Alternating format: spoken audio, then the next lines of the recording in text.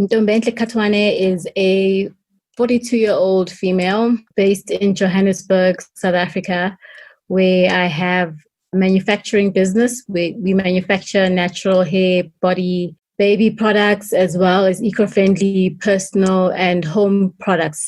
My business is called Afrobotanics because we use proudly African botanical ingredients as have been used by African women for millennia. When you're living and you're driven by your truth, your passion, joy, things will work out for you. And life really is too short to be living a life where you're not alive, where you're just existing.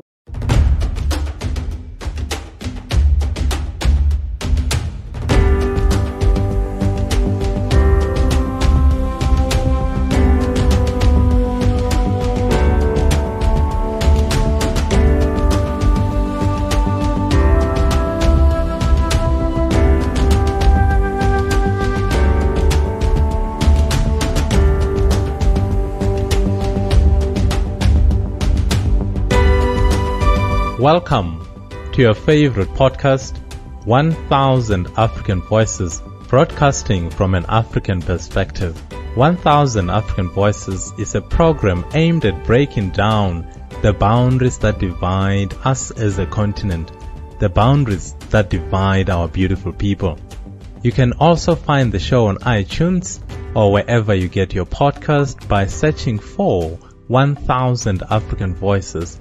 Our website address is 1000africanvoices.com. We are calling this series Africa's Future Reimagined, where we demystify what the fourth industrial revolution means for our beautiful continent.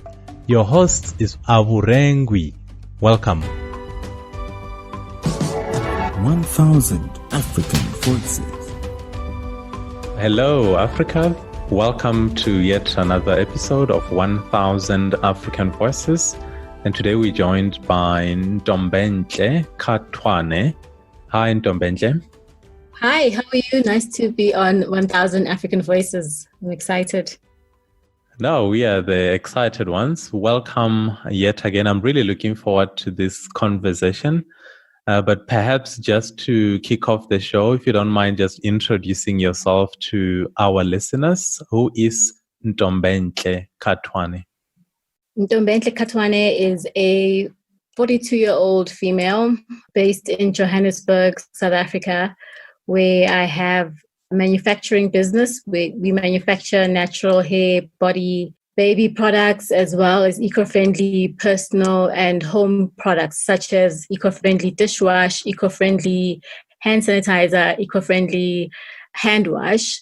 And my business is called Afrobotanics because we use proudly African botanical ingredients as have been used by African women for millennia. So we are a brand that supports and proudly punts African history.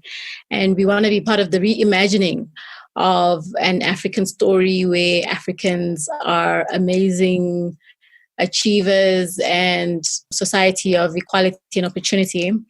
So I probably have about 60 different products that I manufacture that I retail in formal retail channels in South Africa, as well as other Southern African countries, as far as Zambia and Malawi. Retail chains such as Clicks, Pick and Pay. And so we are a manufacturing business with about 17 people that we employ.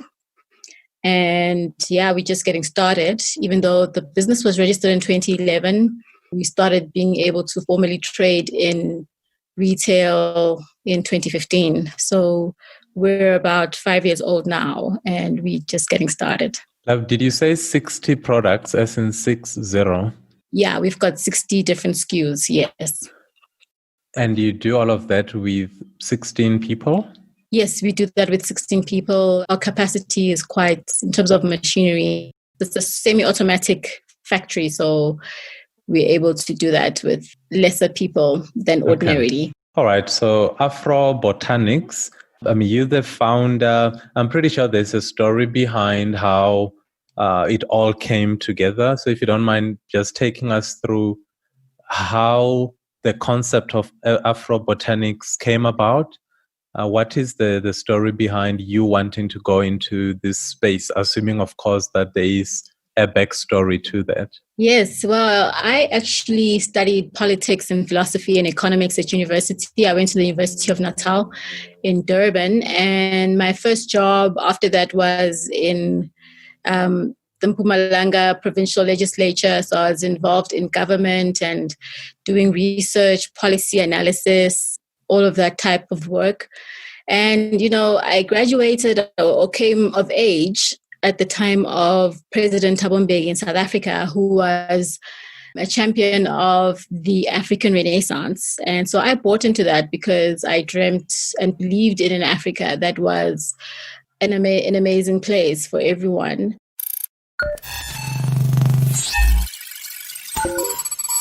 I went into government. I worked for government for about 8 years.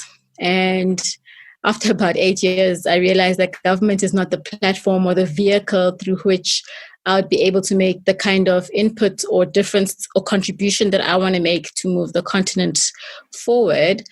So I decided that I think the best way is to go into entrepreneurship, primarily because, when you look around, if you walk into the stores in South Africa, South Africa is majority Black. But if you look at the products on shelves, very few of them, less than 5% of the products on shelves are manufactured, produced, or owned by Black people to any degree.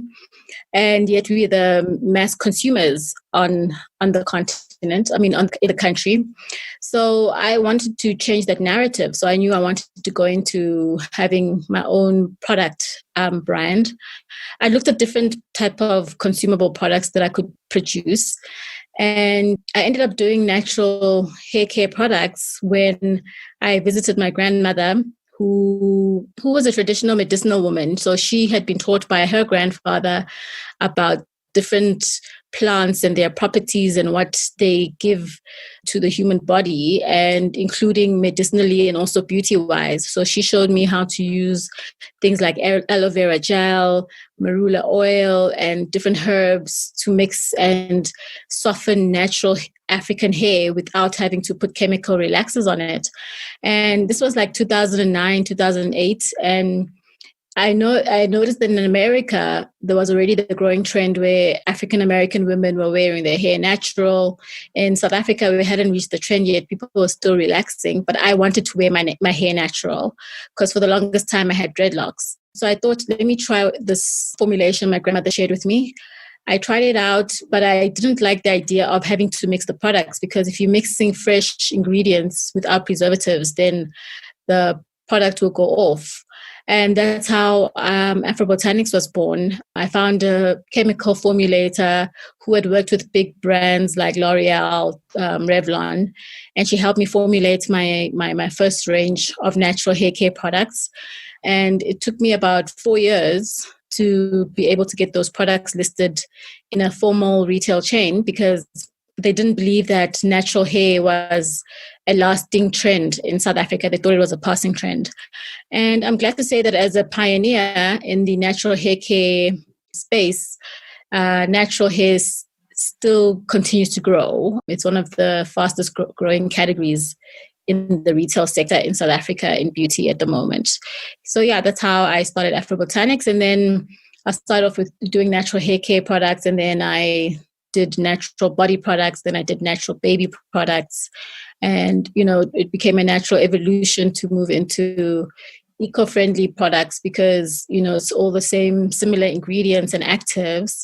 And, while I started out dreaming of making Afrobotanics the leading natural hair care brand, now I dream of making it as one of Africa's premium multi-house brand business. So why not have a Unilever of Africa, but that focuses on natural products, sustainable products, and eco-friendly products. So honoring earth and ensuring that we create a sustainable supply chain that also empowers African rural women.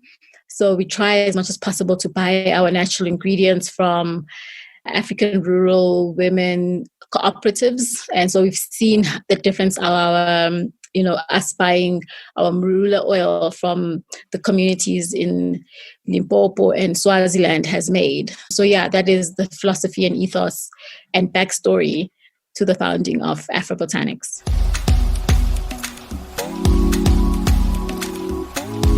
A lovely story. And the reason I asked is I sort of had an inclination that there must be a story behind Afrobotanics. So thank you for taking us through that.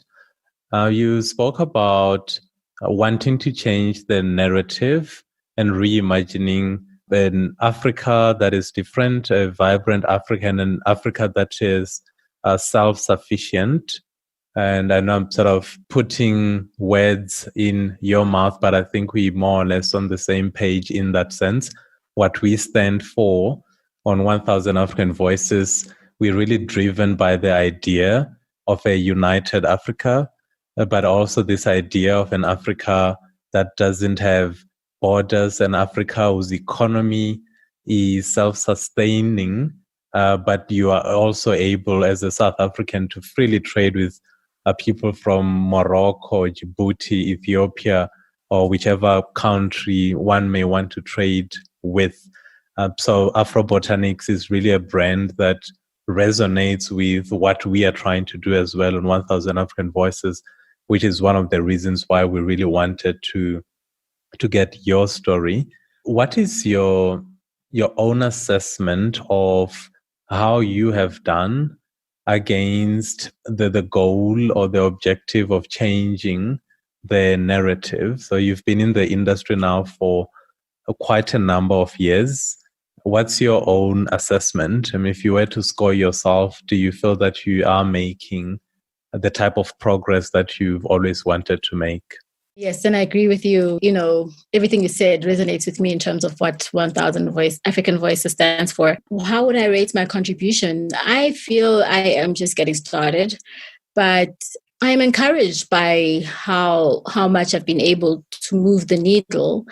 So I say this. So Afrobotanics was the first, South Africa, if you look at the South African economy, it's still very much one that is owned by white people. Black people find it very difficult to participate.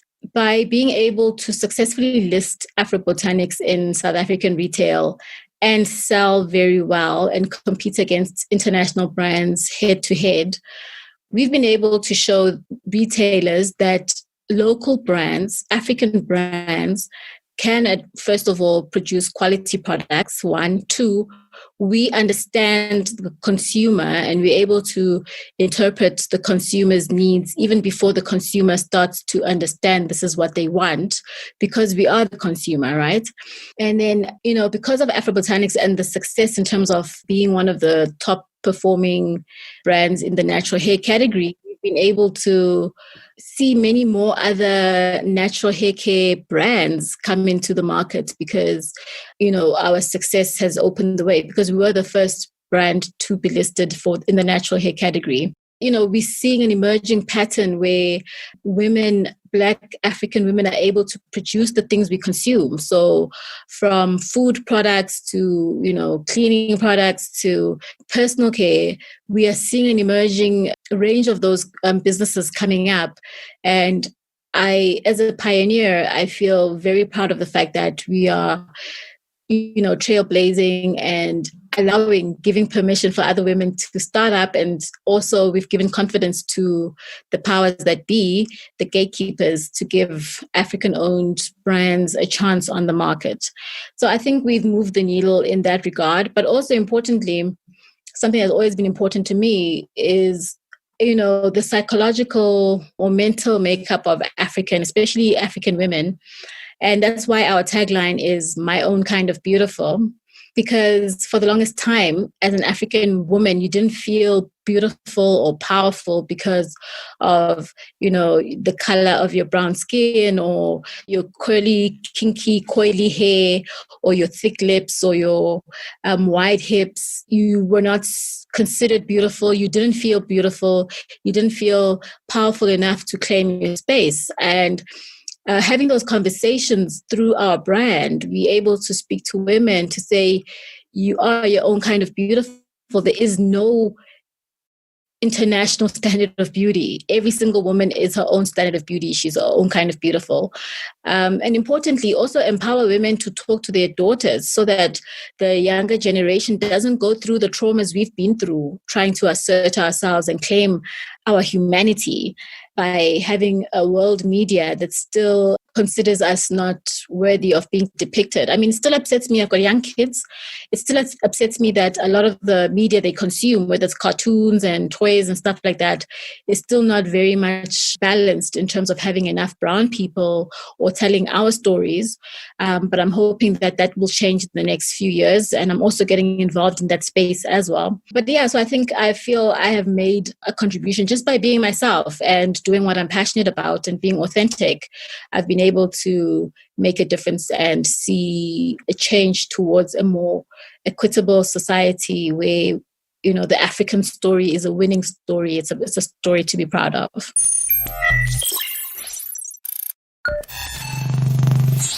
There's a lot to be said about being ourselves. So when I think of very successful individuals in really any field, the one pattern that starts coming up is a pattern of authenticity. So when you say you've made a difference and you've done that being yourself, I think there are very few things that are as rewarding as knowing that you've made a difference, but in doing so, you manage to be who you are. And I like making the example of our fellow South African billionaire, Mr. Elon Musk, that he does come across as an awkward character, but you cannot accuse him of not being himself. And in being exactly who he is, he has really managed to change the world in a big, big way. So when you said that, it's something that really resonates with me. I really do wish that most of us could fully understand that. There's a simple quote that I like to revisit from time to time, that you have no option really but to be yourself because everyone else is taken. So yeah, again, when you said that, I was like, this theme keeps coming up all the time, especially on this show as well. Ntombenhle, on your profile, you are the founder of both Afrobotanics and Girl Boss SA. Do you mind just touching briefly on that project, the Girl Boss SA project? Oh, yeah. Girl Boss is a sub-brand of Afrobotanics. So natural products tend to be on the pricier side because natural oils are quite pricey. To give you an example, most products that are not natural, mineral oil, they use mineral oil, which is derived from, the oil process, the petroleum refining process. Mineral oil costs about 20 Rand a kg, whereas marula oil costs 500 Rand a kg. So that being said, South Africa is still a very price-sensitive country. So once we realize that our Afrobotanics products are, in terms of pricing, are hitting an average of about 100 Rand a bottle, I decided that I wanted to start a more affordable range, which is also still natural. It has natural ingredients such as mango and marula, just has less natural ingredients in it. But I also decided that I wanted to target a different target market because Afrobotanics, our original brand, targets more your 29 to 55-year-old working woman. I wanted to target younger girls because that's where girls are still formulating the idea of who they are, their place in the world, what the world expects of them. That's where they start, really falling into the traps of peer pressure. And I thought a platform that also presents to girls that actually it is much better to just be you from the onset and not try to conform to any standard is much better. So Girl Boss is about girls bossing up into themselves, coming into themselves. The tagline there is my world, my rules. So girls need to be able to define their world. They must be They must be able to define their rules, how people engage with them, how they engage with the world, especially in this patriarchal continent that we live in. So Girl Boss is my pet project to end patriarchy. And the difference with Girl Boss as well is that it's not just only products that we're selling. So it has hair care products, body products as well as merchandise. But it's driven by a multimedia platform that produces content from podcasts to YouTube channel videos and written articles that shares empowerment philosophy around anything that touches a girl between the age of 15 and 29. Yeah, so it's driven by girls in that age group. So girls from 15 to 29-year-olds are contributors. They contribute content, and yeah, it's an affordable range, and it's an exciting range. I'm very, very excited, and I really, really hope that the next generation of women find and experience a less patriarchal society, or have more courage to stand up and break this culture that suppresses and oppresses women so much. So we are a proud supporter of SDG 5, gender equality, and that's what Girl Boss is. So we've got Girl Boss South Africa. We've now established a Girl Boss Eswatini in Swaziland. Someone approached me there. They wanted to do Girl Boss Eswatini. So I want to have a Girl Boss in every African country. So I want a Girl Boss Zimbabwe, a Girl Boss Nigeria, a Girl Boss Kenya, where all of those companies run by the local women there doing what they can to teach the next generation of women to end and not tolerate gender inequality anymore.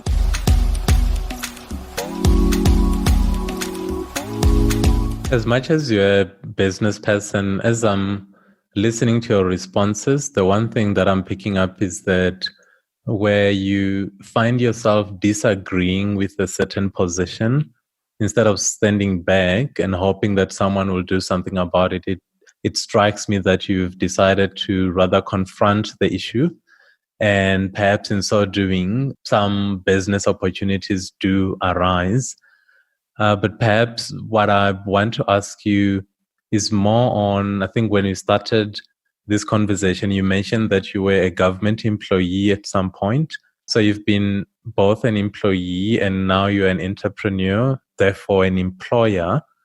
What would you say have been some of the things that you have in your journey learned that you can share with those that are currently in the confines of employment?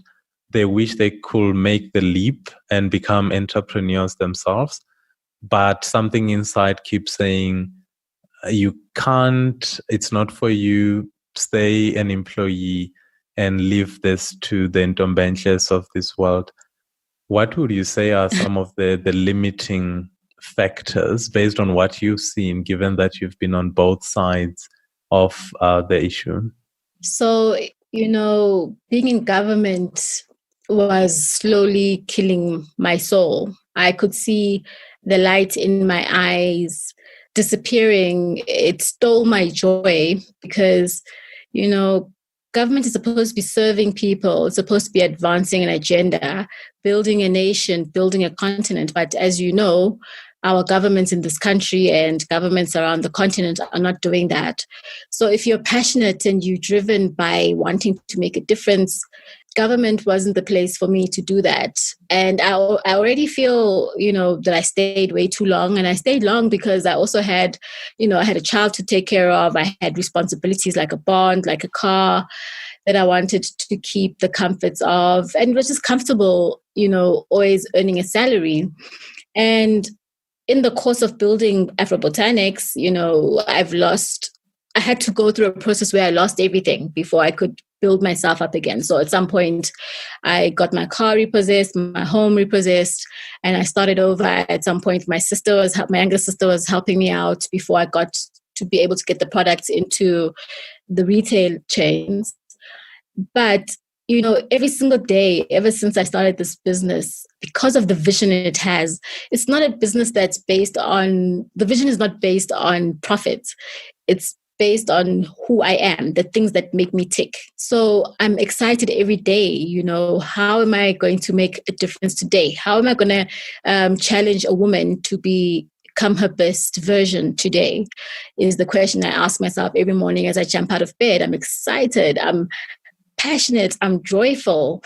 And honestly, for most of my years at government, I was miserable. I was just existing. I feel alive now. And I think that when you get onto a path of where the reward and the feeling and the emotion is joy, is passion, is fulfillment, things end up coming together. Of course, entrepreneurship is very difficult. There's no overnight success in entrepreneurship, but things do come together. Like I remember when each time I've hit a roadblock where I feel like, damn, I don't know how to go or where to go now, things have opened up and I'm like, this is divine intervention. I believe that is because I was living my purpose, living passionately and authentically. So all I can say is that it's hard, but when you're living and you're driven by your truth, your passion, joy, things will work out for you. And life really is too short to be living a life where you're not alive, where you're just existing, where every day seems like the same day, or every month feels like the same month, every year feels like the same year. I hated that. So I look forward to stretching myself as much as I can on a daily basis. So I would encourage everyone who wants to get out there, who has a dream, a passion they want to unfold, a gift to give to the world, to get up and get going on it. Things will come together.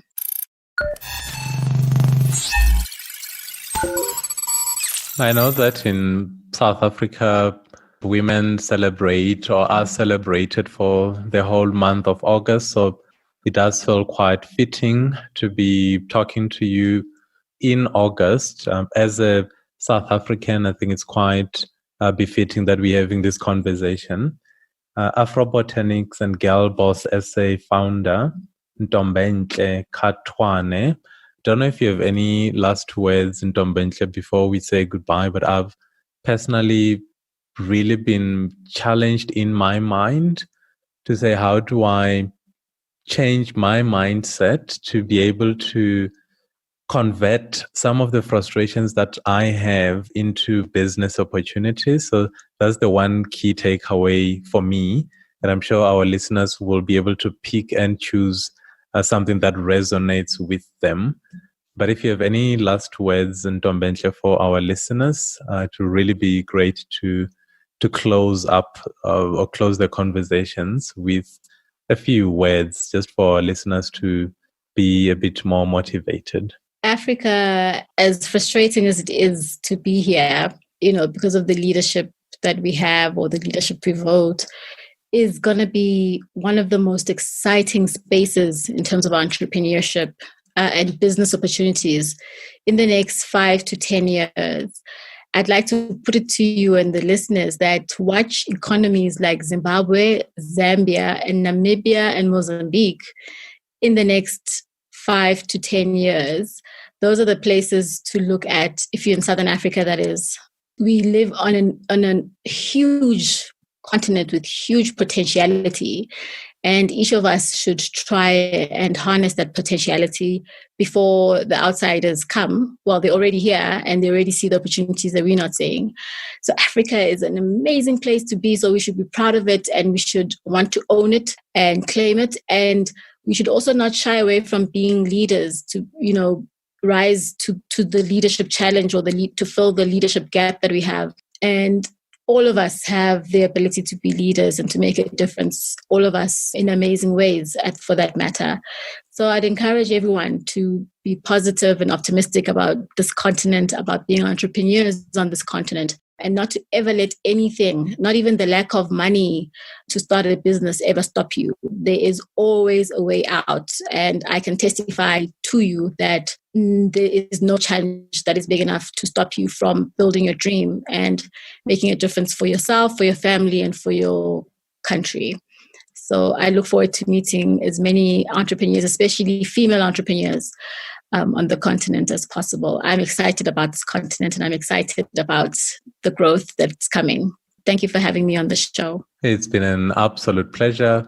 I mean, the excitement that you articulate is the same excitement that we share. Again, on 1000 African Voices, we really are about celebrating who we are as a people. And we do that by profiling people like yourselves to celebrate the different success stories across our 54 different states. So yeah, once again, Ntombenhle, I do wish you, the Afrobotanics family, and your own family as well, the best of luck in your future endeavors. I think you've really already covered quite a bit of ground. And yeah, we'll be watching, because I think following Ntombenhle Khathwane is a worthwhile exercise. I've really thoroughly enjoyed the conversation. So from all of us on 1000 African Voices, thank you. Until next time, cheers, Ntombenhle. Thank you so much. 1000 African Voices. You've been listening to 1000 African Voices. Please join us next time as we bring you another African voice. 1000 African Voices is produced by me, Aburengwi, with Sam Garnich on sound production. For more information, including the contact details of our guests, visit us on our website, 1000africanvoices.com. You can also subscribe to our show on iTunes by searching for 1000 African Voices. Please help us grow the project by logging on to 1000africanvoices.com to subscribe. Until next time, Kungana Africa, and take care.